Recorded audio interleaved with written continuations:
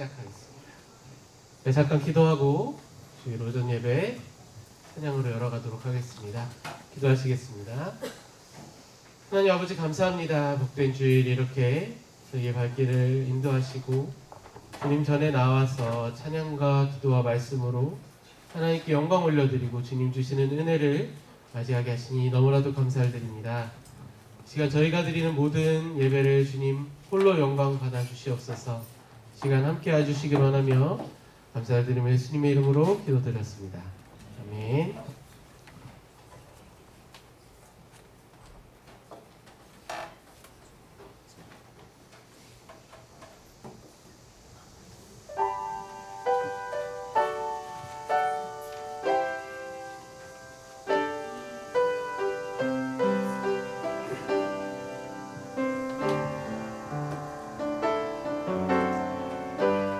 주님과 같이 내 마음 만지는 분은 없네. 오랜 세월 찾아 난 알았네. 내겐 주밖에 없네. 주님과 같이 주님과 같이 There is none like you. No one else can touch my God like you do. 오랜 세월 찾아 난 알았네. 내겐 주밖에 없네. 주 자비 강같이 흐르고 주 손길 치유하네. 아멘. 고통받는 자녀 품을 쉬니 주밖에 없네. 주님과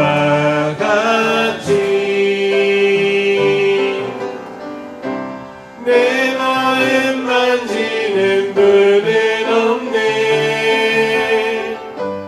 오랜 세월 찾아 난 알았네. 내겐 주밖에 없네. 주님과 같이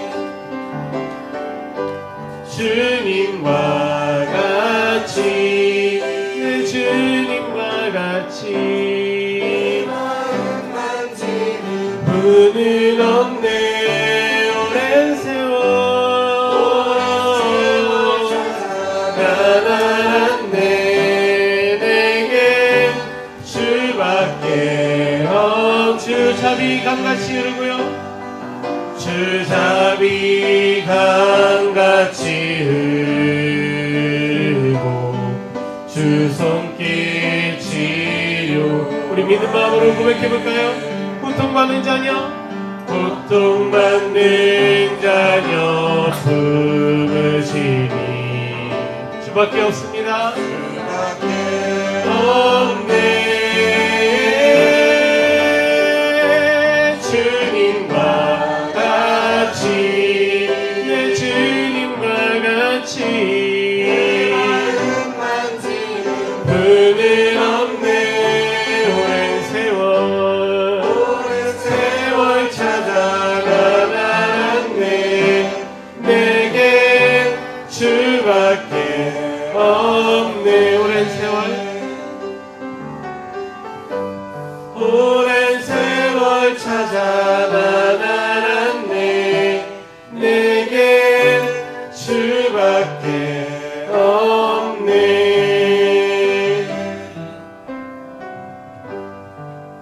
할렐루야. 주님과 같은 분 그 어느 곳에도 없는 줄 믿습니다. 주님께서 우리의 마음을, 우리의 영혼을 친히 만져주십니다. 고통받는 모든 자녀들을 주님께서 치료하신다 말씀하셨사오니 우리 믿는 마음으로 고백하며 우리 선하신 목자 따라가는 저와 여러분이 되시기를 간절히 소망합니다.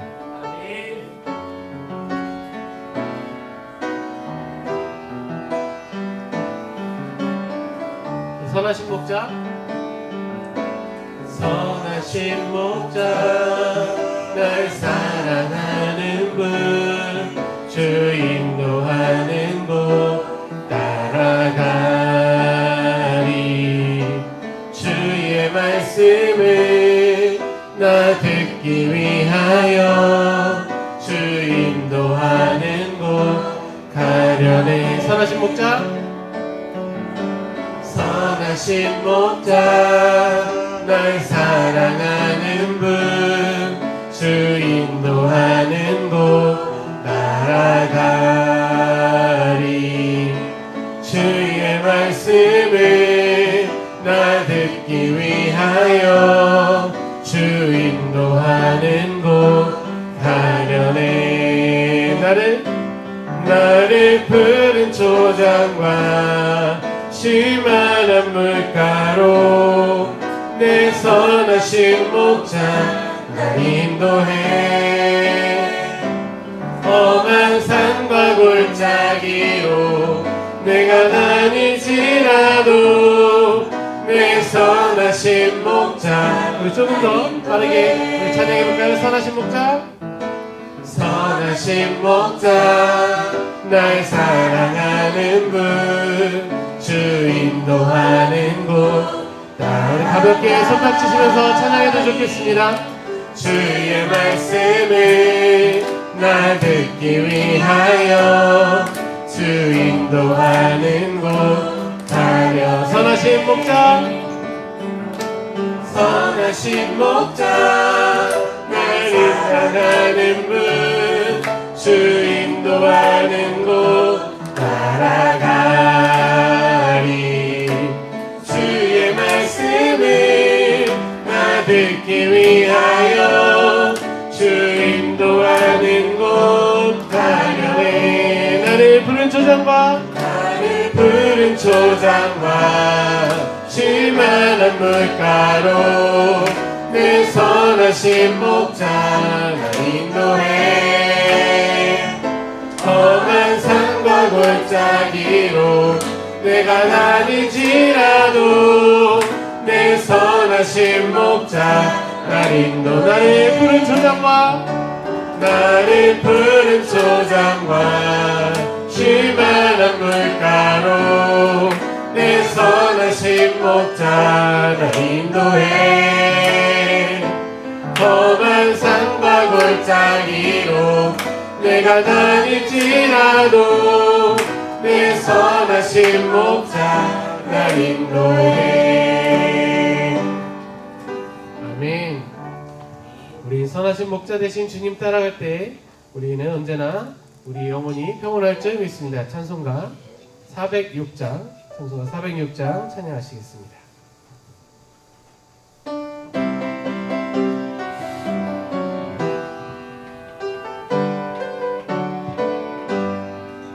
고난 내 영혼 편히 쉴 곳과 풍랑이로도 안전한 보고 폭풍까지도 다스리시는 주의 영원한 팔을 위해 주의 영원하신 팔 함께 하사 항상 나를 붙드시니 어느 곳에 가든지 요동하지 않음을 주의 팔을 의지함이라.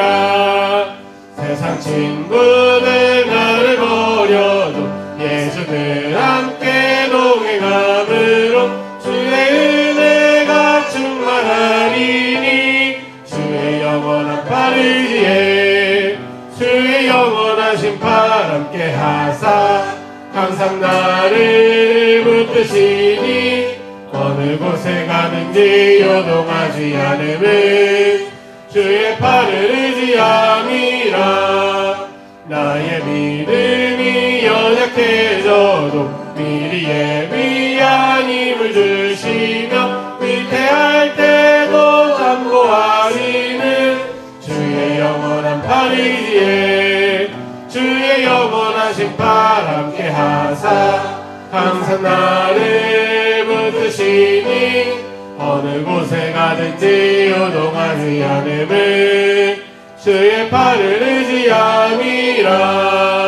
능치 못한 것 주께 없으니 나의 일생을 주께 맡기며 나의 모든 짐 대신 지시는 주의 영원한 팔을 의지해 주의 영원하신 팔 함께 하사 항상 나를 붙드시니 어느 곳에 가든지 요동하지 않음을 주의 팔 우리 3절입니다.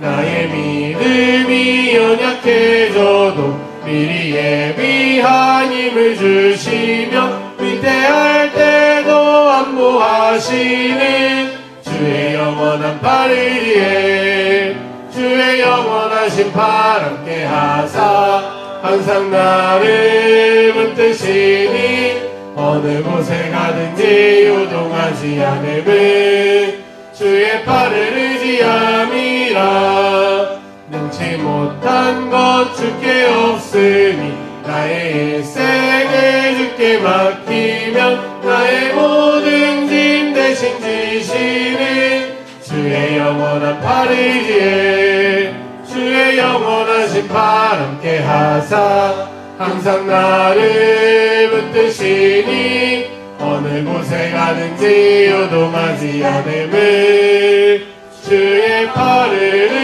의지함이라. 아멘. 우리 오직 주의 사랑을 매여 찬양하겠습니다.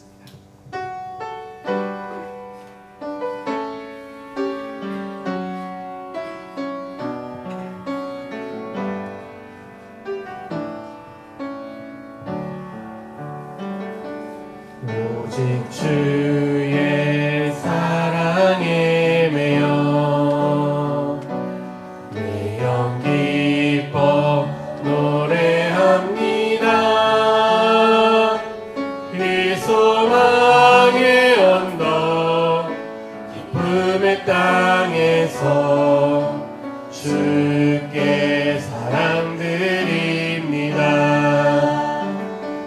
오직 주의 임재 안에 갇혀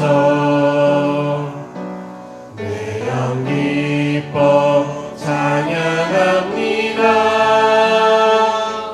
이 소명의 언덕 거룩한 땅에서 주께 경배드립니다. 주께서 주신 모든 은혜 나는 말할 수 없네. 내 영혼 즐거이 주 따르렵니다. 주께 내 삶 주께서 주신 모든 은혜 주께서 주신 모든 은혜 나는 말할 수 없네. 내 영혼 즐거이 주 따르렵니다. 주께 내 삶 드립니다. 아멘. 시간 찬양한 것처럼 기도하는 마음으로 같이 조용히 묵상 기도하시겠습니다.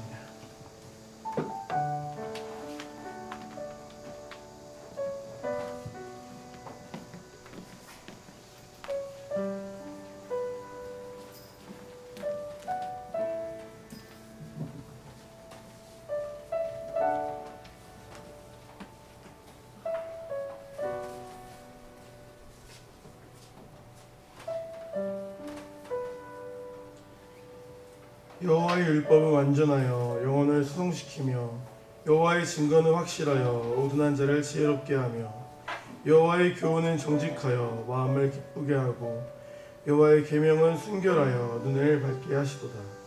아멘. 다 같이 일하셔서 찬송가 32장 진행하도록 하겠습니다.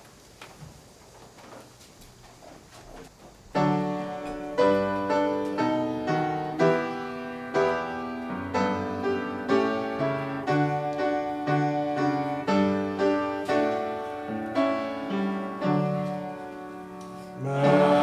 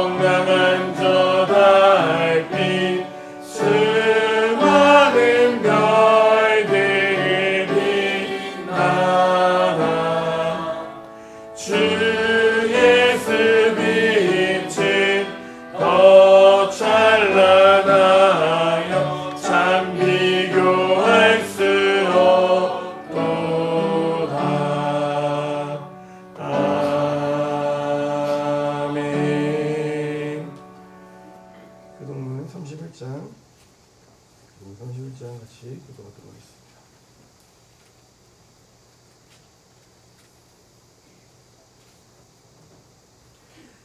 하나님이 일어나시니 원수들은 흩어지며 주를 미워하는 자들은 주 앞에서 도망하리이다. 연기가 불려가듯이 그들을 몰아내소서. 불 앞에서 이 녹음같이 악인이 하나님 앞에서 망하게 하소서.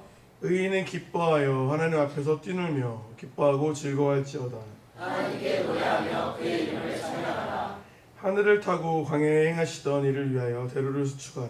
그의 이름은 여호와이시니 그의 앞에서 뛰놀지어다. 그의 거룩한 초소에 계신 하나님은 고아의 아버지시며 과부의 재판장이시라. 하나님이 거룩한 자들을 가족과 함께 살게 하시며 같은 자들은 이끌어내사 형통하게 하시느니라. 오직 거룩한 자들의 거처는 메마른 땅이로다. 하나님이여 주께서 가난한 자를 위하여 주의 혜택을 준비하셨나이다. 아멘. 다 같이 사도신경으로 신앙 고백하도록 하겠습니다.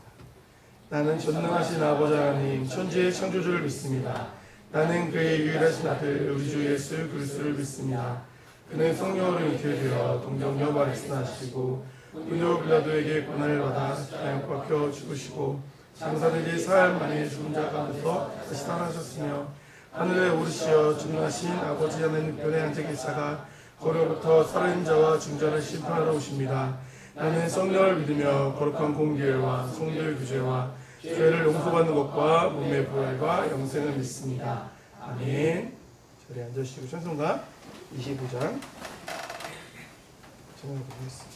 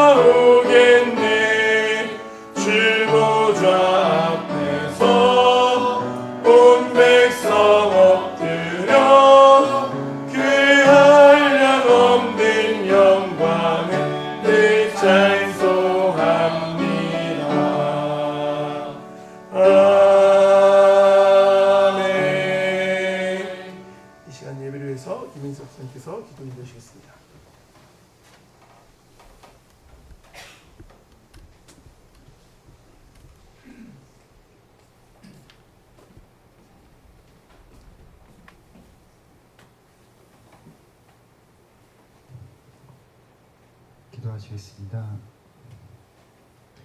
우리 각 사람 한 사람 한 사람의 이름을 기억하시고 또 삶을 아시고 마음을 헤아리시는 예수님 감사를 드립니다. 지난 한 주간도 우리와 함께 하시고 또 보살펴 주시는 하나님의 깊은 사랑에 감사드립니다. 아버지, 우리는 너무 약하고 부족합니다. 아버지, 이 시간 주신 말씀을 듣고 예배를 드릴 때 우리가 지은 죄가 생각나게 하시고 또 진심으로 회개하길 원합니다. 아버지, 지난 시간 우리 학생부 또 청년부 주일학교가 주님의 크신 은혜 가운데 수련회를 무사히 마치게 하심을 감사드립니다. 수련회에서 받은 은혜를 기억하며 또 매일의 삶 속에서 주님의 자녀로 살아가게 하옵소서. 또한 다가오는 작년부 기도회 위에도 동일한 성령의 기름 부으심이 있기를 원합니다. 참여하는 모든 성도님들이 큰 은혜를 받고 법적으로 회복되는 복된 시간이 되게 하여 주시옵소서. 아멘. 아버지, 이 시간 말씀 선포하시는 목사님 영과 육이 강건하게 하시고 또 전하시는 말씀 위에 함께 하시옵소서. 아멘. 우리 사랑교회가 예수님의 흔적이 나타내는 사랑교회가 되길 기도합니다. 아멘. 항상 최선의 음악으로 영광 돌려드리는 이 성가대 위에 함께 하여 주시고 또 홀로 영광 받아 주시옵소서. 아멘. 감사를 드리며 우리 사랑하는 예수님의 이름으로 기도드립니다. 아멘.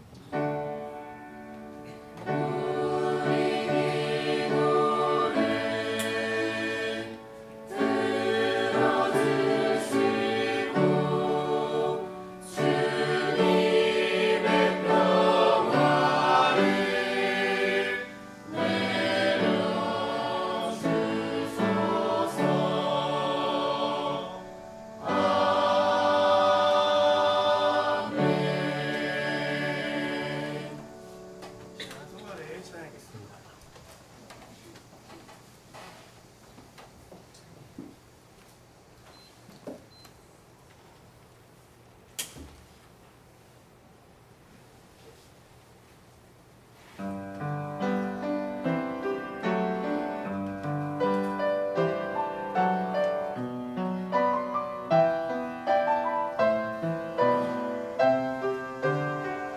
주목 자신이 부족 없네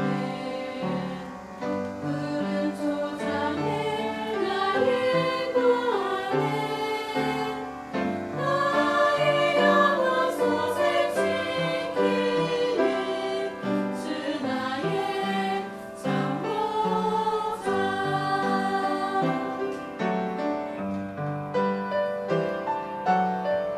나의 갈 길을 인도하네 지친이 마른 길 인도하네 어느 새벽 나를 에워싸도 난 두렵지 않네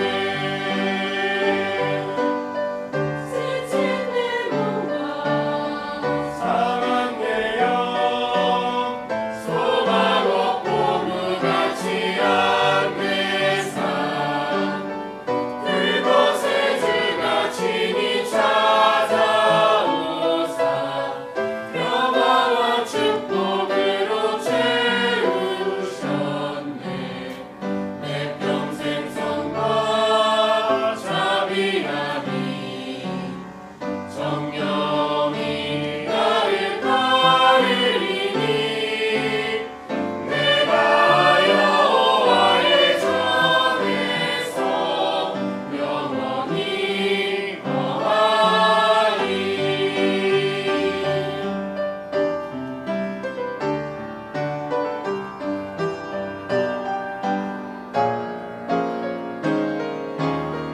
내 평생 선과 자비하니 정령이 나를 따르리니 내가 여호와의 전에서 영원히 거하리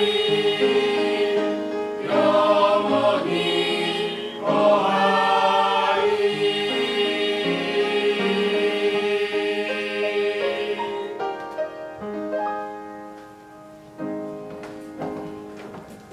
아멘.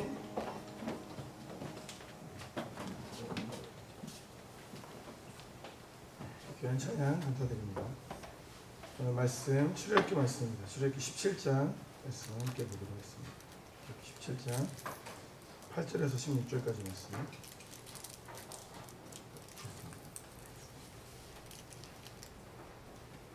한 절, 성도님들 한 절 듣고 가도록 하겠습니다. 그때 아말렉이 와서 이스라엘과 르비딤에서 싸우니라.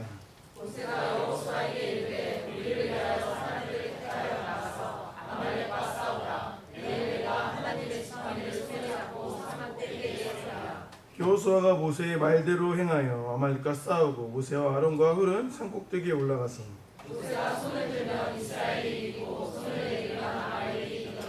모세의 팔이 피곤함에 그들이 돌을 가져다가 모세 아래에 놓아 그가 그 위에 앉게 하고 아론과 훌의 한 사람은 이쪽에서 한 사람은 저쪽에서 모세의 손을 들려 붙들어 올렸더니 그 손이 해가 지도록 내려올지 아니한지.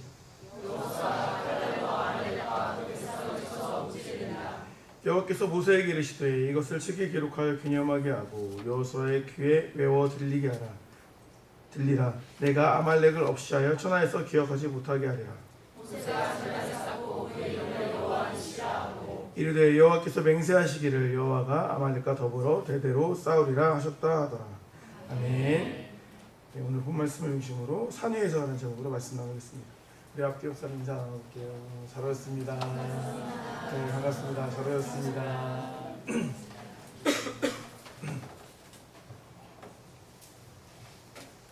이제 오늘이 지나고 나면 뭔가 무더위가 꺾일 것 같은 기대가 있죠, 그죠? 네.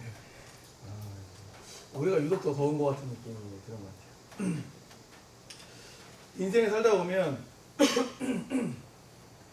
그 머피 법칙 아시죠? 머피 법칙. 하려고 하면 안 되고 하는 거, 그죠? 그러니까 머피 법칙이 나한테 되게 잘 적용된다고 생각이 들 때가 있어요. 그러니까 남들은 그냥 다 괜찮은 것 같은데 나는 뭘 해도 안 되는 그런 느낌이 들 때가 있습니다.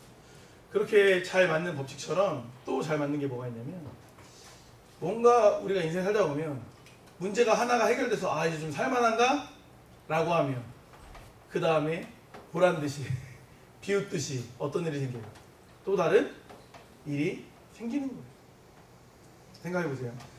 그런 거예요. 예를 들어 우리 민규 형제가 대학원 입시 전에는 뭐가 기도 제목이겠어요? 대학원 입시겠죠. 대학원 입시에 은혜로 잘 합격을 했어요. 너무 천국을 누려야 되는데 잠시 천국을 누리고 다시 무슨 걱정이 생겨요? 지도 교수님과 그 사무실 사람들과 내가 잘 지낼 수 있을까라는 뭐가 생기는 거예요? 기도 제목이 생겨 염려가 생기는 거예요. 인생이 그래요. 인생이. 그럼 졸업하면 끝이냐? 아니죠. 왼쪽을 바라보면 끝이 아닌 분도 계시잖아요. 인생은 이렇게 뭐 좀 넘어갔다 싶으면 또 오고 넘어갔다 싶으면 오고, 애들 다 키워서 대학만 보내면 내가 되나 싶었는데 대학 보내도 여전히 뭔가 신경 써야 되고, 한 번씩 치는 사고는 더 사이즈가 커지고, 그죠? 이렇게 되는 거예요. 그러니까 그런 말 있잖아요. 바람 잘 날이 없다. 우리 인생이 딱 맞는 것 같아요. 바람 잘 날이 없습니다. 오늘 우리가 살펴볼 출애굽기 17장 말씀, 이 르비딤 사건도 바로 그런 사건이었어요. 그러니까 사실 우리가 지난번에 말씀을 나눴지만 이 르비딤 사건은 물을 기대하고 왔는데 물이 없는 거예요. 그러니까 되게 물이 있을 거라고 기대하고 왔던 곳인데 물이 없어요. 그래서 하나님을 원망하죠. 그래서 하나님께서 내가 바위에 설 테니까 지팡이로 나를 내려쳐라 이렇게 말씀하십니다. 바위를 내려치라고 말씀하시지 않습니까? 그러니까 하나님이 대신 심판받으시고 대신 징계받으심으로 사랑을 베푸신 사건이 르비딤 사건이죠. 그러니까 이미 말로써 범죄를 저지른 사건이 바로 르비딤 사건이라고 말할 수 있는 거예요. 그래서 잘 위기를 넘기게 됐는데 그 감동이 채 가시기도 전에 전쟁이 또 시작되었다는 거예요. 내면적 어려움을 겨우 극복하고 나니까 다시 외적인 어려움이 찾아오게 되었다는 것입니다. 출애굽기 17장 8절 말씀 보니까 그때 아말렉이 와서 이스라엘과 르비딤에서 싸우니라 이렇게 말하고 있는 거예요. 그러니까 르비딤에서 싸우는 이제 아말렉 족속은 에돔 계열이에요. 에돔 계열. 근데 참 그들이 별로인 게 이스라엘 백성들은 하나님의 뜻에 따라 가는 족속이었기 때문에 이스라엘을 막는 건 하나님의 뜻을 막는 거예요. 그러니까 불순종의 모습을 보여준 거죠. 또 하나 그들은 정정당당하게 싸운 게 아니라 비열하게 싸우는 것을 볼 수 있습니다. 말씀 보니까 노약자와 어린이들을 기습하는 걸 볼 수가 있는 거예요. 신명기 25장 18절을 보니까 그들이 너를 길에서 만나 내가 피곤할 때, 이스라엘을 말하는 거죠. 이스라엘 백성들이 피곤할 때 내 뒤에 떨어진 약자들을 쳤고, 그러니까 어린아이들, 노인들을 친 거예요. 여자들을 친 거예요. 하나님은 어떻게 하지 않았다? 두려워하지 않았다. 그러니까 대대로 역사적으로 이후에도 이 아말렉 진멸은 이스라엘의 과업이에요. 과업. 굉장히 중요한 과업이 됩니다. 그러니까 이처럼 아말렉은 굉장히 비열한 족속이었어요. 마귀랑 닮았죠. 어떻게 보면 약점을 파고드는. 우리가 제일 약한 부분을 마귀는 파고들잖아요. 그런 것처럼 이제 이스라엘을 괴롭혔던 족속이 아말렉 족속이었습니다. 근데 오늘 본문은 뭐라고 말합니까? 우리의 삶의 승패가 우리가 피 흘려 싸우는 그 전쟁의 골짜기에서 이루어지는 게 아니라고 말하는 거예요. 오히려 그 전쟁의 승패가 어디서 결정됩니까? 산 위에서 결정되는 것을 볼 수 있습니다. 우리도 이스라엘처럼 내면의 결핍과 외면의 공격이 밀려올 때가 있다는 것입니다. 그럴 때 우리는 어떻게 대처해야 될까? 오늘 말씀을 통해 살펴보도록 하겠습니다. 첫 번째로 전쟁의 승패는 골짜기가 아니라 어디서요? 산 위에서 결정된다. 9절 말씀 보면 모세가 여호수아에게 이르되 우리를 위하여 사람을 택하여 나가서 아말렉과 싸우라. 내일 내가 하나님의 지팡이를 손에 잡고 산 꼭대기에 서리라. 11절에 이어서 이렇게 말합니다. 모세가 손을 들면 이스라엘이 이기고 손을 내리면 아말렉이 이기더니 이렇게 본문은 말씀하고 있습니다. 그러니까 리비딘 골짜기에서 여호수아가 이끄는 이스라엘 백성들과 아말렉이 이제 한판 붙게 된 거예요. 그러니까 말 그대로 그 이전에는 사실은 애굽의 병사들이 쫓아오긴 했지만 전쟁이라고 말하기는 애매해요. 하나님이 역사하셔가지고 다 그냥 수장시켜버렸으니까 사실 맞붙어서 싸우진 않는 거죠. 그러니까 전쟁다운 전쟁은 이제 처음 하게 된 거예요. 처음 이제 민족과 민족이 붙게 된 건데 우리가 역사를 보면 아시겠지만 또 삼국지 같은 거 많이 읽어보신 분들 아시겠지만 전쟁에 중요한 게 뭐가 있습니까? 일단 뭐가 중요해요? 기본적으로 뭐가 중요하죠? 병력 수가 중요하죠. 그죠? 뭐 만대 10만 하면 당연히 많이 지는 거 아닙니까? 병력 수. 그리고 그 병력을 이끄는 누가 중요해요? 장군, 지도자. 그래서 이순신 같이 이제 무력이 높은, 지략이 높은 이런 장수가 있어야겠죠. 그 외에도 또 중요한 게 뭐가 있어요? 병창, 보급품. 이런 게 또 잘 공급이 돼야 되고. 여러 가지 상황이 이제 고려가 돼야 전쟁에서 이길 수 있는 거예요. 그냥 뭐 하나 중요해서 이제 이기는 게 아닙니다.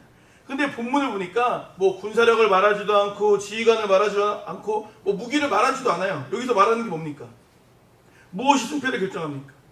산 위에 들린 모세의 손이 들려지면 이스라엘 백성들이 우세하고 내려가면 이스라엘 백성들이 밀렸다. 이렇게 본문은 말을 하고 있는 거예요. 여기서 우리가 말씀을 잘 봐야 되는 게 여기서 오해하지 말아야 될 부분은 뭐냐면 본문은 골짜기의 싸움이 아예 무의미하다고 말하는 거 아니에요. 골짜기의 싸움도 필요한 거예요. 그러니까 우리 인생에서 현장에서의 싸움, 우리 현장에서의 그런 씨름과 현장에서의 어려움을 겪어나가는 것도 당연히 가치가 있는 거예요. 그 수고가 가치가 있는 거예요. 그런데 결국에 그 수고의 결과, 우리 골짜기의 싸움의 결과는 결국에는 산 위에서 결정되게 된다는 것입니다. 우리 인생도 마찬가지예요. 삶 속에서 우리가 성실히 살아가고 잘 준비하고 최선을 다해야 되는 거예요. 당연히 그렇게 잘 살아야 되는 거예요. 그런데 그렇다고 해서 우리의 인생의 행복이 보장되진 않는 거예요. 그러니까 우리 인생의 행복, 소위 말해 우리 인생의 성공을 결정짓는 장소는 골짜기의 싸움이 아니라 산 위입니다. 내가 아무리 열심히 공부하고 내가 아무리 직장생활 열심히 한다 해도 그 안에서 행복을 얻을 수 없는 거예요. 하지만 산 위에서의 싸움이 승리하게 되면 때로는 진 것 같아도 이기는 삶을 살 수 있게 된다는 것입니다. 모든 수고의 열매를 결정하시는 분은 하나님이시다. 이 사실을 우리는 기억해야 됩니다. 우리가 이 말씀을 굉장히 많이 나누지만 이 순서를 우리는 계속 뒤집어요. 문제가 생기면 어떻게 대처합니까? 방법을 찾죠. 그리고 그 방법을 해결해 줄 만한 사람을 찾습니다. 전략을 세우게 돼요. 이게 잘 안 바뀝니다. 다짐하고 또 다짐해도 이러한 패턴이 잘 안 바뀌어요. 그러니까 그러고 나서 결국에 마지막에 도저히 안 될 때 누구를 찾아요? 하나님을 찾는 거예요. 보통 일반적으로 이런 경우가 많아요. 이제 질병 같은 경우가 이런 경우가 많죠. 우리가 질병을 뭐 예를 들어 몸이 아파요. 그럼 이제 동네 가까운 병원을 가죠.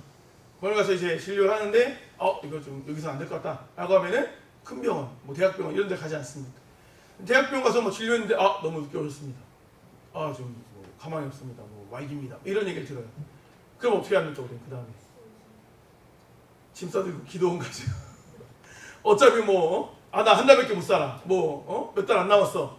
그럼 어떻게 해요? 하나님께 나가서 단판을 지으려고 하지 않습니까?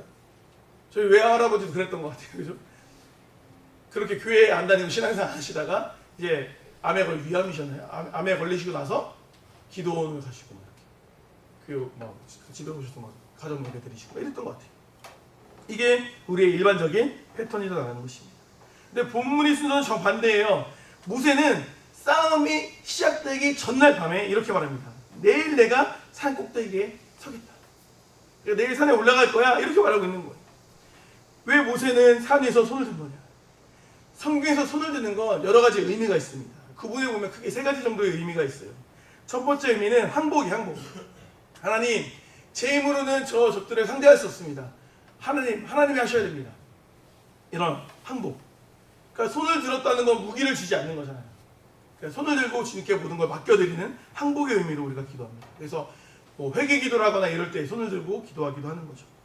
두 번째 의미는 높임이에요. 높여드리는 거. 만군의 여호와 하나님을 높여드리는 거. 찬양하는 거. 그래서 우리가 찬양할 때 손을 드는 경우는 대부분 이제 높여드리는 거죠. 영광 받아 주시옵소서. 이런 개념으로 우리가 하나님께 손을 들어 찬양을 하는 거죠. 세 번째 의미는 간구입니다. 간구. 간절하게 우리가 구할 때 손을 들어요. 그러니까 이거는 손을 든다는 느낌보다 뭔가 주님께 조금이라도 더 가까이 닿으려는 느낌. 혈루병 걸린 여인이 예수님의 옷자락이라도 만지려고 하는 그런 느낌이라고 보시면 돼요. 간절한, 닿으려는 느낌. 그러니까 그렇게 간구하는 걸 간절하게 기도할 때 그렇게 기도하는 간절하게 기도할 때 주님께 손을 뻗는 느낌이라고 보시면 될 것 같아요.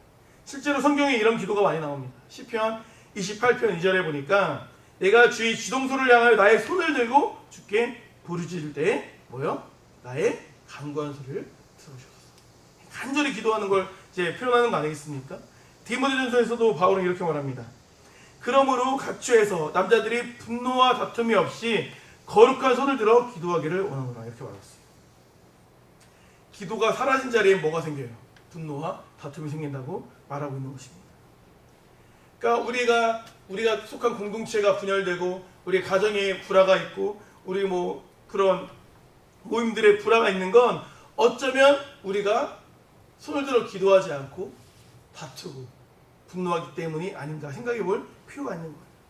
그러니까 칼로서 다툼으로써 분노로서는 문제를 해결할 수 없습니다. 실제 그래요.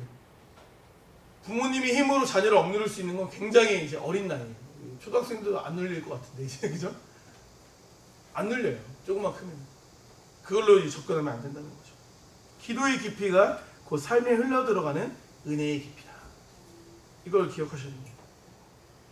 성도님들의 가정과 일터에 아말렉 같은 공격이 혹시 몰려오고 있습니까? 그럼 부단히 휘둘렸던 그 골짜기에서의 칼을 잠시 내려놓고 산 위에 올라가야 돼요. 산 위에 올라갈 수 있을 때입니다. 전쟁 같은 우리의 인생의 승패는 어디에서 결정된다? 산 위에서 결정됩니다. 두 번째로 산 위에 올라가야 되는데 어떻게 올라가야 되느냐? 활을 가지고 올라가서 산 위에서 막 저격해야 돼요. 투석기를 가져가서 막 이렇게 막 공성전 같이 해야 되는.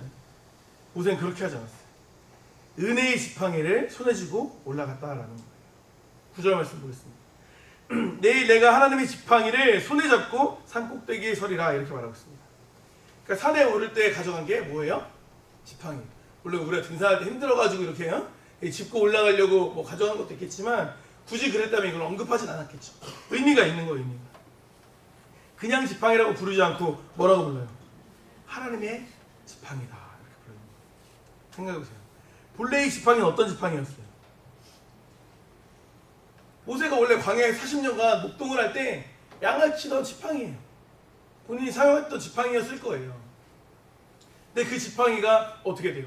나중에 하나님의 역사를 감당하면서 이루는데 사용되게 되죠. 그렇지 않습니까? 나일강을 막 피로 만드는 데도 사용되고 홍해를 가르는 데도 지팡이가 사용되고 또 최근에 르비딤에서도 반석을 쳐서 물이 나오는데도 이 지팡이를 사용한 거예요. 그러니까 이 지팡이는 평범한 지팡이가 아니게 된 거죠. 그러니까 평범한 지팡이가 아니게 됐다는 말은 이 지팡이 자체에 어떤 효력이 생겨서 하나님의 신적 능력이 부여가 돼서 하나님의 지팡이가 됐다 이 말을 하는 게 아니에요. 하나님의 역사심이 기억되는 그런 예표로서 가치가 있었다는 거예요. 기억 장치가 됐다는 거예요. 그것만 봐도 나를 인도하신 하나님이 생각나는 거예요. 그것만 봐도 하나님의 역사가 기억나는 거예요. 그러니까 그 지팡이 가져갔다는 건 지금까지 출애굽 역사부터 함께 하셨던 하나님을 함께 들고 간 거예요. 함께 하신 하나님과 동행해서 올라간 거예요. 그 기억의 하나님을 가지고 올라간 것이다라고 우리가 이해하는 게 맞다라는 것입니다. 결국 뭡니까? 기도는요 기억으로 드리는 겁니다. 기도는 뭘로 드려요? 기억으로 드려요. 기도하기 어려운 분들은 기억이 없어서 그래요. 그러니까 기억을 어떻게 해야 돼요? 자꾸 만들어야죠. 만들어야 돼요. 무슨 말입니까? 그러니까 기도는 그냥 허공에 외치는 그냥 주문 같은 게 아닌 거예요.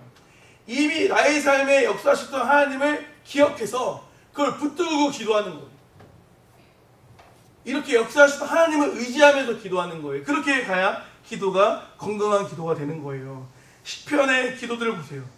주께서 이렇게 하셨던 것처럼 앞으로도 이렇게 해주십시오. 지금이 지켜주셨던 것처럼 앞으로도 지켜주십시오. 이런 기도가 많아요. 보세요. 다윗이 골리앗을 이겼어요. 그죠? 싸워서 이겼는데 그냥 이긴 게 아니에요. 다윗이 바보여서 막 이스라엘 전 백성이 다 두려워하는 골리앗을 자기가 무슨 대단해서 이긴 게 아니에요. 다윗이 뭘 의지했을까요? 하나님의 이름을 의지했는데 그가 의지한 게 있어요. 뭐죠? 말씀을 보세요. 사무엘상 17장 말씀 보면 중간 이후부터 한번 볼게요.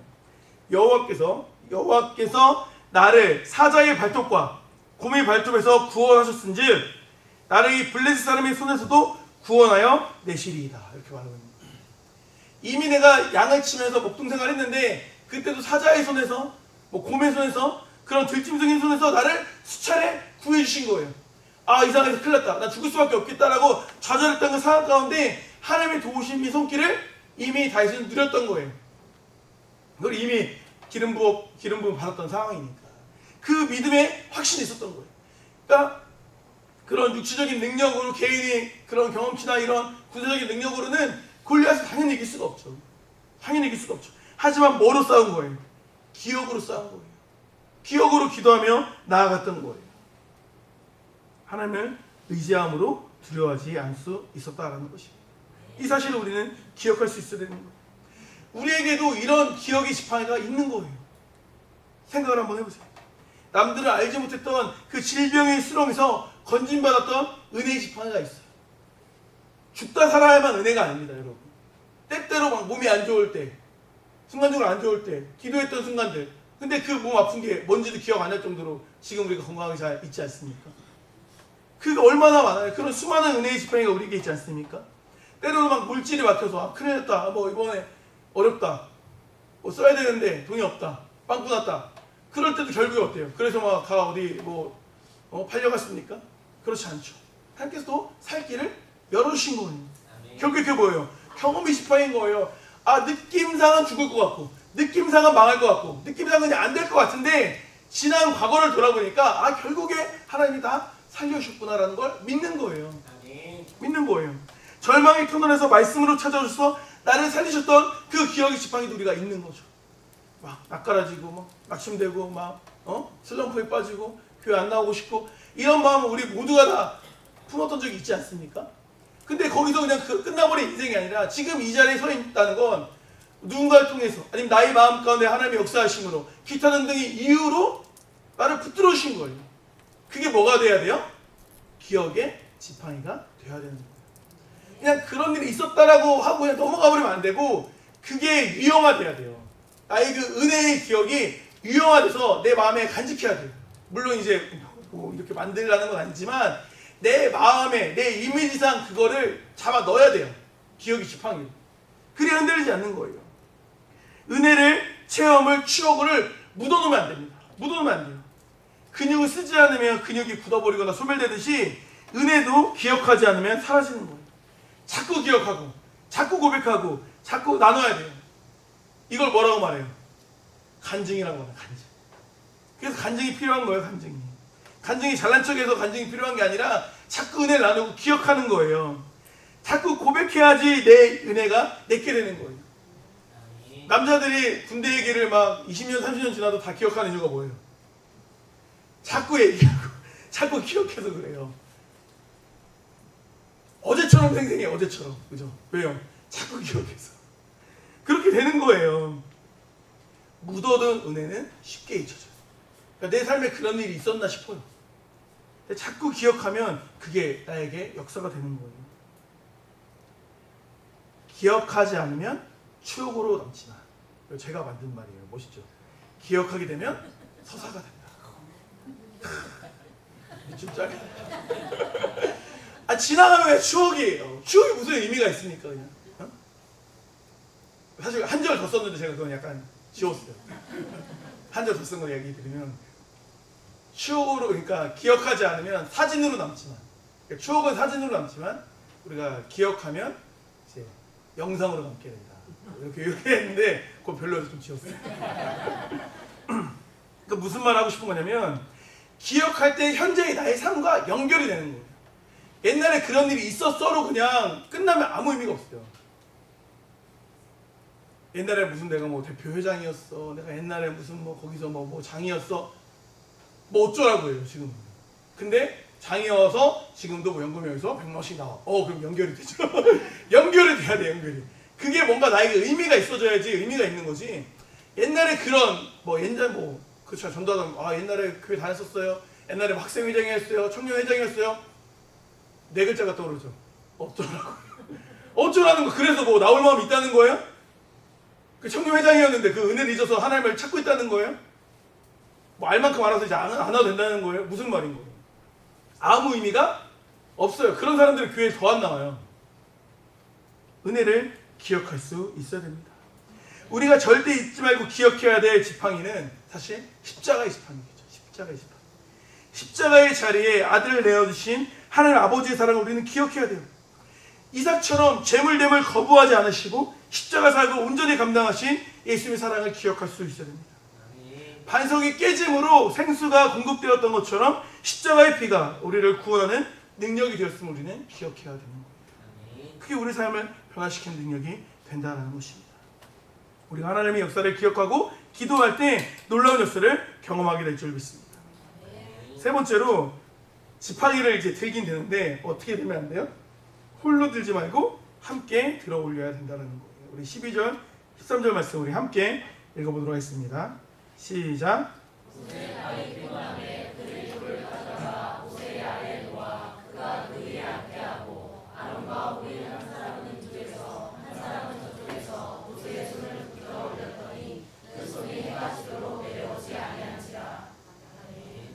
아멘. 12절 시작을 보면 뭐라고 말합니까? 모세의 팔이 피곤하네, 이렇게 말해요. 모세가 누굽니까? 하나님을 대면에 알던 이스라엘 최고의 지도자 아닙니까? 그랬던 영적 지도자도 기도하다 보면 어떻게 할 수 있다? 피곤할 수 있다. 피곤할 수 있다. 우린 여기서 이제 위로를 얻는 거죠. 기도가 힘들어요. 그러니까 사실 기도가 되게 쉽다고 말하지만 쉬우면서 되게 힘든 거예요. 왜 힘들까? 여러 가지 이유가 있겠죠. 근데 기도는 영적인 일이기 때문에 이제 소비가 돼요. 영적인 기도를 굳이 하지 않아도 체력과 의지가 들어가기 때문에 힘든 거예요. 그래서 이제 당연히 이제 힘든 거죠. 손을 들지 않고 기도해도 힘든데 손을 들고 기도하니까 얼마나 힘들었겠습니까? 근데 모세가 손을 내리고 싶어도, 그러니까 기도를 멈추고 싶어도 기도를 멈출 수가 없는 이유가 있었어요. 왜 그랬죠? 손이 좀 이렇게 힘들어서 내려가니까 어떻게 됐어요? 이스라엘 백성들이 밀려요. 밀린다는 건 사실 전쟁에서 그냥 밀리는 게 아니라 누군가가 죽는다는 얘기예요. 밀리는 거예요. 그러니까 손을 내릴 수가 없어. 기도를 멈출 수가 없어. 우리 집사님들의 심정이 그런 심정이죠. 내 기도를 조금만 쉬면 자녀가 이상해져. 자녀가 밀려. 자녀가 막 상태가 안 좋아져. 막. 자꾸 막 일이 막 꼬이는 것 같아. 그래서 너무 쉬고 싶어도 쉴 수가 없죠. 그죠? 기도를 쉴 수가 없지 않습니까? 그런 느낌이라도 볼 수 있는 거예요. 한번 모세의 나이를 한번 생각할게요. 이 당시 모세의 나이가 몇 세죠? 우린 다 알고 있죠. 모세가 몇 세예요? 출애굽가 1년이 지나지 않았어요. 그러면 80세겠죠, 그죠? 그럼 이제 모세를 보좌한 두 명을 한번 생각해 볼게요. 한 명이 아론이에요, 아론. 아론이 모세의 형이에요, 동생이에요? 형이잖아요. 그러면 몇 세예요?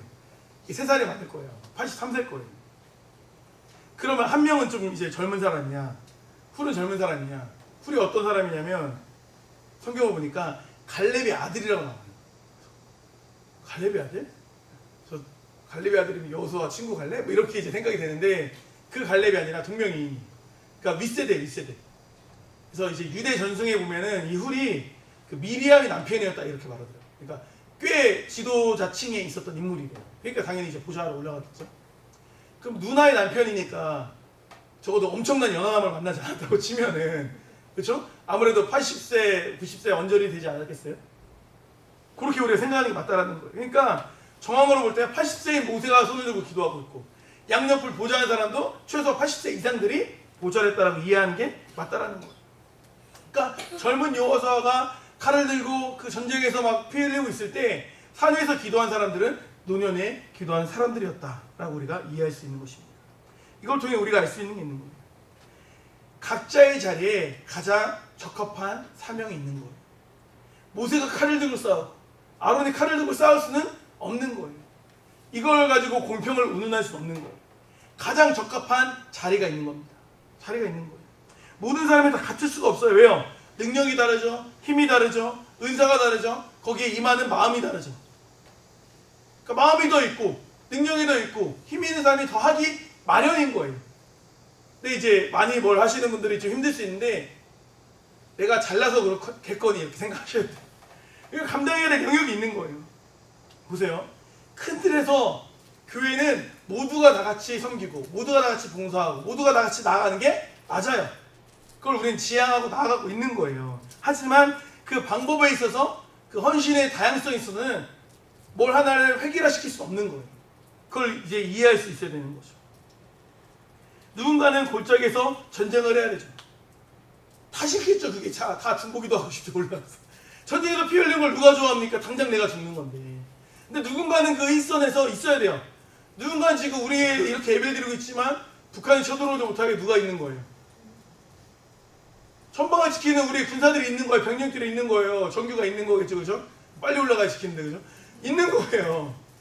뭐 걔네가 방벽을 쌓고 뭐 이제 전쟁 안 한다? 그래서 우리가 군인을 하나도 없이 다 그냥 다 후퇴하고 미군 가라고 하고 해봐요. 그 어떤 일이 벌어질까? 아유, 고마워 이러면서 내려오겠죠. 그 자리를 감당해야 되는 게 있는 거예요. 누군가 칼로 싸워야 돼요. 근데 누군가 칼로만 싸우냐? 누군가 산에서 기도해야 되죠. 누군가 중보해야 돼요. 누군가는 말했던 것처럼 병참을 대고 막 먹을 걸 공급하고 필요한 걸 물도 갖다 주고 이런 일을 해야 되는 거예요. 그게 교회의 사역의 다양성이라고 말할 수 있는 거예요.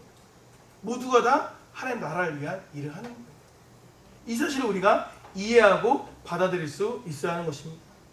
아론과 훌은 어떻게 행동했어요? 모세가 이제 팔이 내려와요. 그럼 에휴 지도자가 지금 우리 자식들을 피 흘려서 죽어가고 있는데 그것도 못 버티고 팔을 내려가?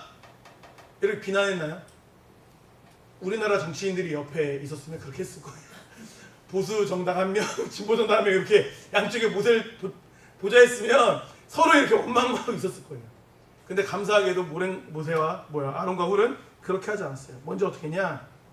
돌을 가져와 앉게 했습니다. 쉬게 해준 거예요. 쉬게.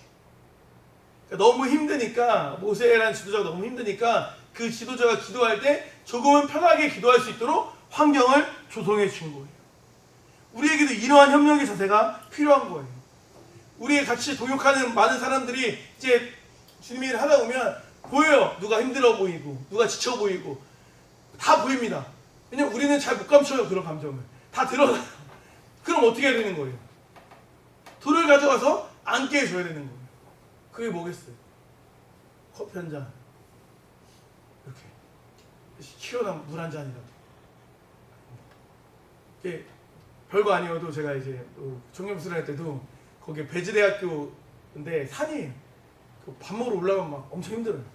제가 땀도 많은데 막 그때가 너무 무덥고 하니까 땀이 멈추지 않는 거예요. 약간 출혈이 되는데 이게 지혈이 안 되는 것처럼 땀이 막 멈추지 않는 거예요. 근데 다 모르는 사람들이 팀이 돼가지고. 그런데 그때 한 이제 자매가 그 자매는 저보다 몸집이 더 있는 자매예요. 참고로 덩치가 있는 자매인데 자기 막 선풍기하는 손 선풍기를 하더니 저한테 이렇게 돌려주더라고요.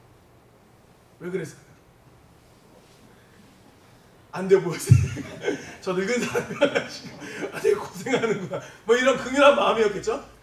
근데 너무 시원한 거예요. 너무 고마웠죠. 너무 고마워서 되게 잘해줬는데 뭐냐면 휴식이라는 게 이런 거예요. 막 대단한 거 막 이게 아니라 정말 힘들 때 조금만 도와줘도 조금만 따뜻한 말 한마디 해줘도 굉장히 힘이 돼요. 우리 이따가 주일학교 헌신 예배 할 텐데 뭐 다한자매가 막 얼마나 또 부담을 하고 찬양 준비를 했겠어요? 그럼 다한에 헌신 예배 준비하느라고 너무 고생이 많았겠다. 이런 말 한마디가 다한자매에게는 뭐가 돼요? 힘이 되고 위로가 되죠. 예배 끝나고 다 위로를 해주세요. 그런 거예요. 그런 거. 괜히 막 이제 또 막 지난번처럼 또 우는 거 아니지 막 이렇게 막 약 올리지 말고 진짜 위로와 격려와 힘이 되어줄 수 있어야 되는 거예요. 그러니까 어떤 것이 내가 돌을 놔주는 사역일까? 그렇게 힘들지 않습니다. 그렇게 어렵지 않은 거예요. 함께 사역하는 동역자들을 생각하면서 서로가 서로의 자리를 만들어줄 수 있는 공동체가 되어야 됩니다. 얼마나 따뜻해요. 생각만 해도. 그죠? 뭐 따뜻하지 않습니까? 그렇게 위로가 되고 힘이 되는 공동체가 되어야 됩니다. 그렇게 모세를 돌에 앉게 한 이후에 어떻게 했어요? 그게 끝이 아니죠. 손을 붙들어서 같이 올려요. 한 사람은 이쪽, 한 사람은 저쪽에서 손을 같이 잡아준 모습을 볼 수 있습니다. 이게 무슨 기도예요? 중보기도죠. 중보기도. 남의 손을 억지로 끌어올릴 수 없어요. 하지만 곁에서 함께 들어올릴 수는 있는 거예요. 그러니까 나를 위해 기도해 줄 수 있는 동역자가 있다는 게 얼마나 큰 은혜입니까? 하나님께서는 이미 그런 동역자들을 우리에게 붙여주신 거예요. 나를 위해 기도할 사람들이 옆에 있잖아요. 얼마나 감사한 일입니까? 그러니까 서로가 서로의 손을 붙잡아줄 수 있는 그런 공동체가 되어야 돼요. 그래서 어제 이 설교 준비를 하는데 이 노래가 생각이 났어요. 아마 눈치채는 분도 계실 거예요. 손에 손잡고 부르려고 어제 한 2번 불러봤어요. 손에 손잡고 벽을 넘어서 여기까지만 하죠. 우리 사는 세상 더욱 살기 좋도록. 두 번째가 더 은혜로워요. 손에 손잡고 벽을 넘어서 서로 사랑하는 한 마음 되자. 손잡고 CCM이요. CCM 코리아 장가게 내가 예수 믿었나봐요. CCM이에요. 보세요. 손에 손잡고 벽을 넘어서 서로 사랑하는 한 마음 되자. 너무 은혜롭지 않습니까? 이거예요. 우리가 그렇게 하면 됩니다. 우리가 아론이 되어야 되는 거예요. 우리가 훌이 되는 거예요. 지체들의 손을 잡아줄 수 있는 우리가 되어야 되는 것입니다. 하나님께서 우리를 공동체로 부르시는 뜻이 있는 거예요. 아무리 혼자 잘하려고 해도 한계가 있다니까요. 전도서에서 뭐라고 말씀하십니까? 4장 12절에 한 사람은 패한대요. 한 사람은 질 수밖에 없대요. 두 사람은 또 맞설 수 있대요. 그런데 세 겹줄은 세 사람은 쉽게 끊어지지 않는다 말씀하시는 거예요. 한 사람은 질 수 있다라는 거예요. 아무리 평소엔 잘해도 위기가 오면 넘어지기 마련인 거예요. 하지만 우리 공동체는 쉽게 끊어지지 않는 거예요.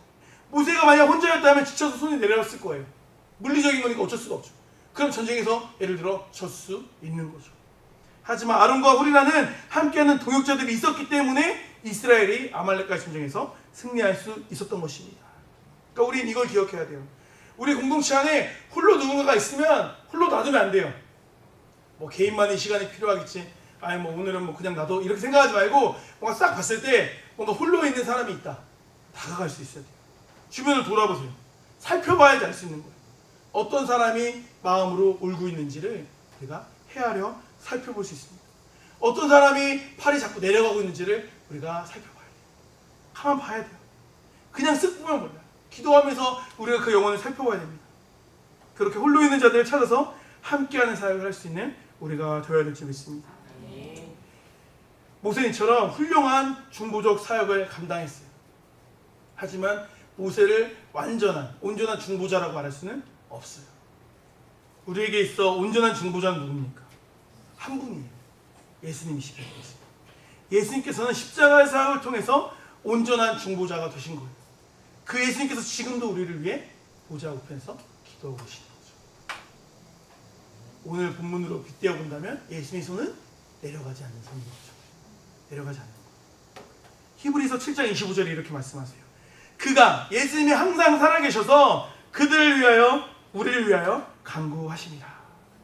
너무 큰 은혜지 않습니까? 지금 이 시간에도 보좌 우편에서 우리 이름을 부르며 두 손을 들고 중보하고 계시는 분이 예수님이신 거예요. 그 은혜를 생각하며 우리도 중보적 사역을 온전히 감당할 수 있어야 합니다. 그렇게 온 공동체가 하나 되어 승리한 후 모세는 그곳에 제단을 쌓고 이름을 불렀어요. 출애굽기 17장 15절 말씀. 모세가 제단을 쌓고 그 이름을 여호와 니시라고 하고, 여호와 니시는 우리가 알다시피 깃발이죠. 깃발. 승리의 깃발인 거예요. 이 네스라는 히브리어 단어인데 전쟁에서 군사들이 승리를 선포할 때 이제 깃발 높이 드는, 승리를 알리는 그 깃발이라고 이제 말을 합니다. 그러니까 여호와는 나의 깃발이다, 나의 승리 되신다라는 고백이겠죠. 이것이 이 사건의 결론인 거예요. 보세요. 전쟁에서 승리하면 뭐가 제일 중요합니까? 전과를 누가 가져가느냐, 누구 때문에 승리했느냐, 누구 공이 크냐가 제일 중요하거든요. 근데 이 전쟁의 승리, 골짜기에서 피 흘려 싸운 여호수아가 가져가지 않았어요. 산 위에서 그렇게 팔이 빠지라고 기도한 모세, 그걸 보좌한 아론과 훌이 가져가지 않았습니다. 모든 전쟁의 성과를 누가 가져갑니까? 하나님이 가져가세요. 하나님. 모세는 그렇게 하나님께 공을 다 돌립니다. 오직 하나님이 싸우셨다고 고백합니다. 이것을 놓치면 안 되는 거예요. 우리가 손을 들어 기도하는 우리 기도 자체가 엄청난 능력이 있는 게 아닌 거예요. 그걸 통해 일하시는 하나님의 능력이 있으신 분인 거죠. 그죠? 기도는 하나님을 움직이는 지렛대가 아니에요. 우리가 막 기도해서 하나님을 조종하고 하나님을 통제하고 하나님 막 역사하시고 부려먹고 이 개념이 아니에요. 기도를 통해 내가 하나님의 일하시는 자리에 서게 되는 거예요. 이걸 우리가 알아야 돼요. 기도를 통해 내가 하나님 편에 서는 거예요. 하나님의 마음을 알아서. 그러니까 승리하는 거예요. 하나님이 내 편이시다고 말하는 게 내가 하나님 편에 서기 때문에 내 편이 되시는 거예요. 내가 불의의 자리에 있는데, 내가 정욕의 자리에 있는데 하나님이 내 편에 되어주십시오라고 해서 하나님을 끌고 와서 나의 그런 악마적 도구로, 나의 막 유익의 도구로, 나의 정욕의 도구로 하나님을 사용할 수는 없는 그런 기도는 들어오시지 않는다고 성경이 분명히 말하고 있습니다. 하나님께서 16절에 이렇게 말씀하십니다. 여호와가 아말렉과 더불어 대대로 싸우리라. 우리가 손을 들고 여호와의 깃발을 높일 때 하나님께서는 우리를 파멸시키려는 모든 대적에게 대대로 맞서 싸우신다고 말씀하시는 거예요. 골짜기에서 칼을 휘두르는 것만으로는 우리가 이길 수 없습니다. 우리 싸움은 혈과 육을 상대하는 싸움이 아니기 때문에 그래요. 기도의 산으로 올라가야 됩니다. 승패는 골짜기가 아니라 산 위에서 결정됩니다. 은혜의 지팡이를 들고 올라가야 됩니다. 홍해를 가르친 그 능력이 지금도 우리와 함께 하심을 기억해야 합니다. 그리고 혼자 되지 말고 함께 들어 올려야 돼요. 피곤한 자의 손을 아론과 홀처럼 함께 들어 올릴 수 있는 우리 공동체가 되었으면 좋겠습니다. 다시 한번 기도의 손을 높이 드는 우리 사랑교회가 되었으면 좋겠습니다. 마침 이제 일주일 뒤에 장년부 수련회가 있습니다. 우리가 기도의 손을 높이 들 수 있는 좋은 기회라고 생각합니다. 동성들과 손을 붙잡고 부르짖을 때 우리가 이미 겪고 있는 삶 밑에서의 일들이 풀어지는 역사가 경험되어지는 은혜의 시간이 될 줄 믿습니다. 여호와의 이 은혜가 우리 모두에게 있기를 주님의 이름으로 축복합니다. 기도하시겠습니다. 아버지 하나님 감사드립니다. 오늘 아말렉과의 전투에 대해 말씀을 나눴습니다. 아버지 하나님, 세상은 골짜기의 전투에 집중합니다. 조금 더 좋은 무기로, 조금 더 좋은 지도자로, 조금 더 많은 병사로 싸움 승리할 거라고 생각해서 거기에 몰두하는 인생을 살아갑니다. 그게 인생이 전부라고 생각합니다. 하지만 하나님의 통치는 그게 아닙니다. 결국에 우리 인생이 결정되는 그 장소는 그 골짜기가 아니라, 내 믿음 골짜기가 아니라 산 위였던 것을 기억합니다. 그 산 위의 자리, 그 기도 자리를 기억하고 지금까지 나의 삶에 인도하셨던 하나님의 은혜를 기억하며 두 손을 들고 함께 기도하며 나아갈 수 있는 우리 공동체 될 수 있도록 주여 인도하여 주시옵소서. 감사드립니다. 사랑하는 예수 그리스도의 이름으로 기도드립니다. 아멘. 오늘 봉헌송은 그거예요. 하늘소망이라는 곡입니다. 우리 같이 찬양하시면서 준비하신 예물을 하나님께 구원하도록 하겠습니다.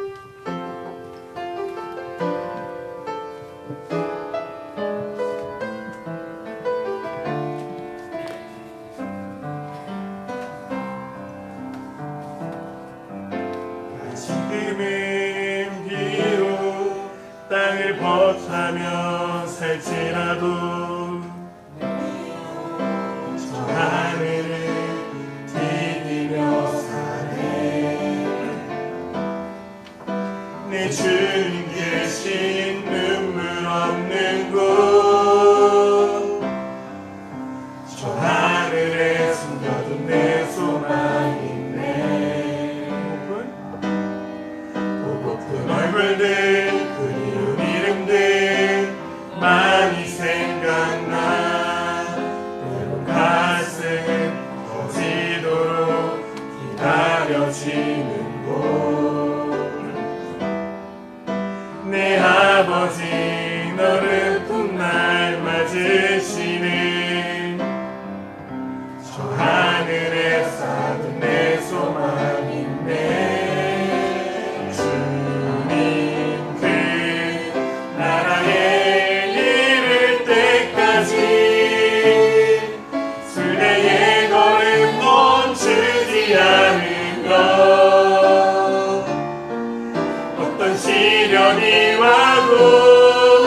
나 두렵지 않네 주와 함께 걷는 이 길 주님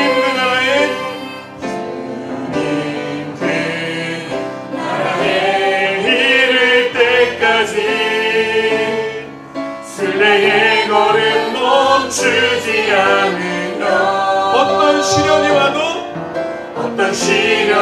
와도 나 두렵지 않네. 우리 다시 한번 고백합시다. 내 믿음 같은 시련이 계속 몰려올지라도 우리는 멈추지 않을 것입니다. 그 나라의 이 밝은 인생길에서 순례의 걸음 멈추지 않겠습니다. 순례의 걸음 멈추지 않으며 어떤 시련이 와도 나 두렵지 않네 주와 함께 걷는 이 길에.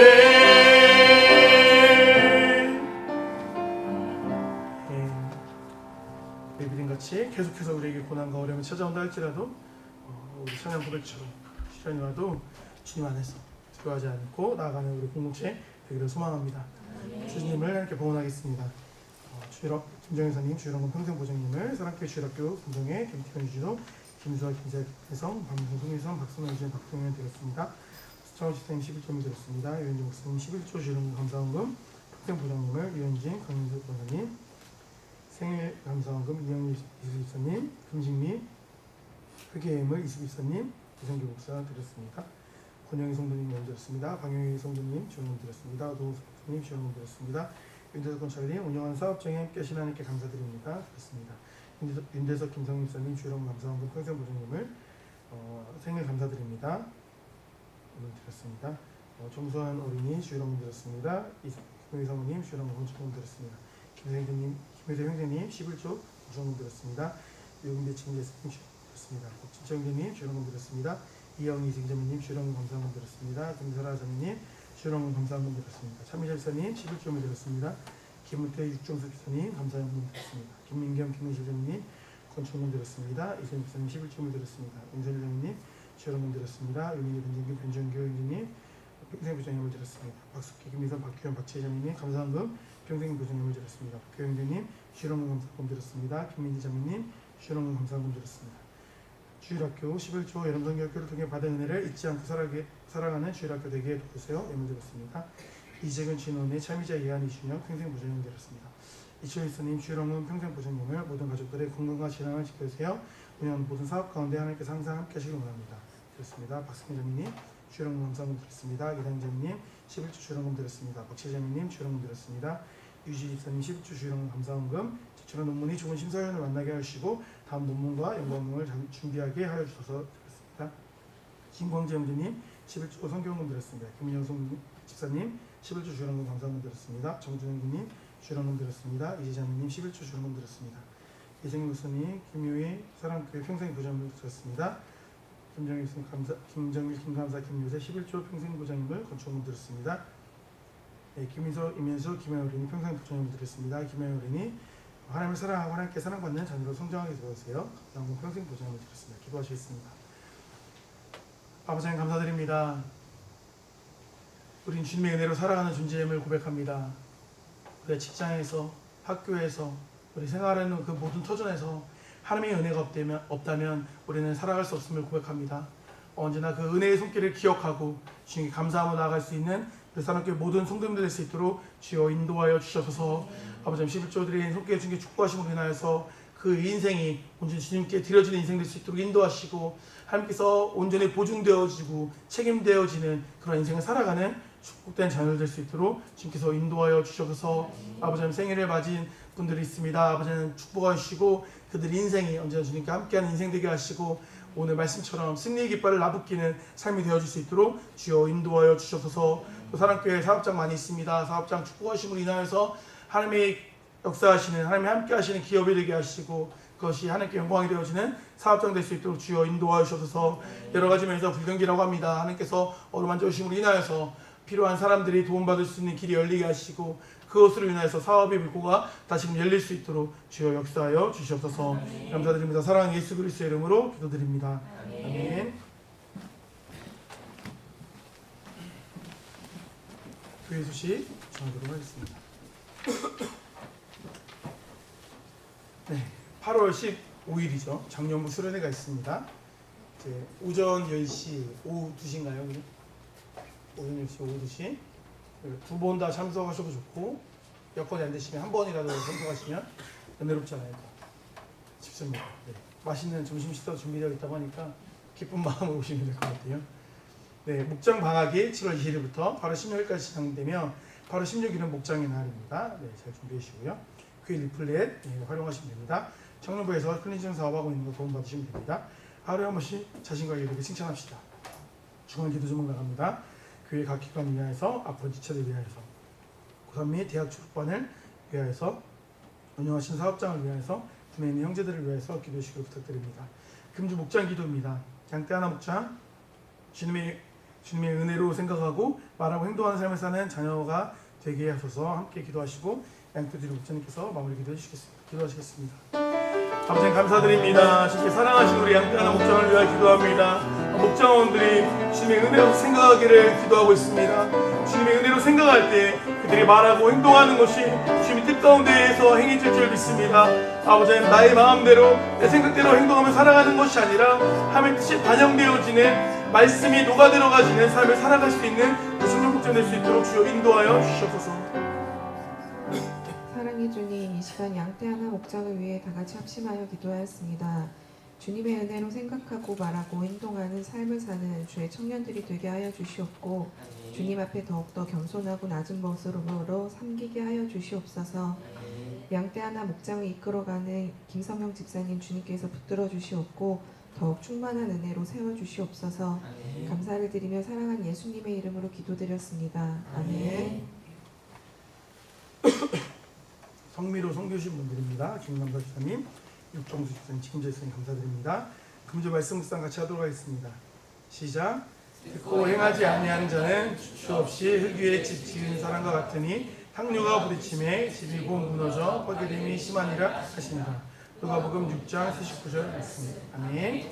사랑교회 시침하도록 하겠습니다. 하나, 소망이 내라는 교회. 둘, 사랑의 수고라는 교회. 셋, 믿음의 역사가 일어나는 교회. 아멘. 다 같이 일어나셔서 1장 찬송 부르시고 축도로 일어나시도록 하겠습니다.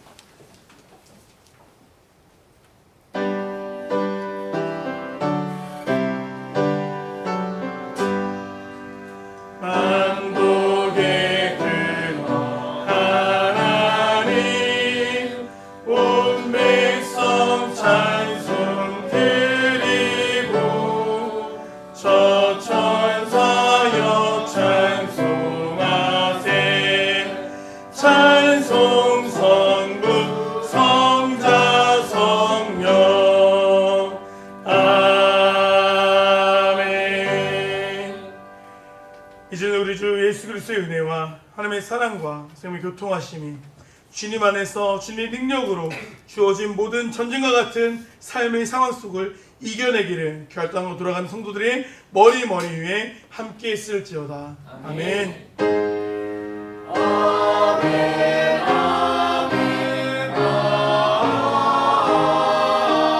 아멘. 이것으로 주의 오전 예배를 마치겠습니다.